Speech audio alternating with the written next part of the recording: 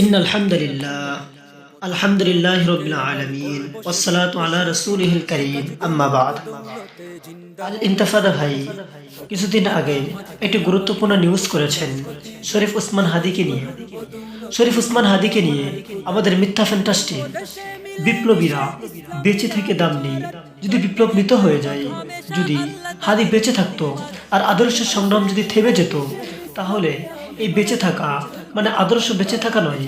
যদি ব্যক্তি বেঁচে থাকার চাইতে আদর্শকে বাঁচিয়ে রাখা বেশি গুরুত্বপূর্ণ, হাদি হত্যার বিচার হইল কিন্তু পুরনো বন্দোবস্তির শেকড় গেতে রইল, তাহলে দিন শেষে হাদি পরাজিত হইল।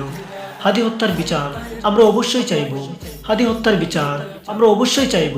বাট আমাদের মূল কাজ হাদির রেখে যাওয়া অসমাপ্ত কাজ সমাপ্ত করা, আসন্ন বিপ্লবের জন্য প্রস্তুতি নেওয়া, ফিকির ও মেহনত করা।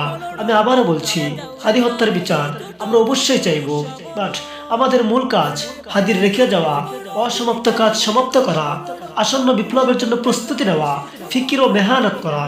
যেদিন বিপ্লবের মাধ্যমে সিস্টেমকে ধূলিসাৎ করা হবে, সেই দিনই হাদি সফল হবে। যেদিন বিপ্লবের মাধ্যমে সিস্টেমকে ধূলিসাৎ করা হবে, সেদিনই হাদি সফল হবে।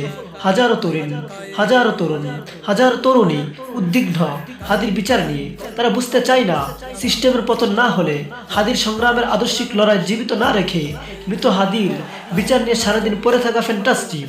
হাদি যেভাবে শত্রুকে চিহ্নিত করেছে, যেভাবে অপসংস্কৃতির কালো হাত ভেঙে দিতে চেয়েছেন, যেভাবে আধিপত্যের নিশানা আমাদের চিনিয়েছেন, সেভাবে যদি আমরা সংগ্রাম জারি না রাখি, আমরা দিন শেষে হাদির সাথে প্রতারণা করলাম।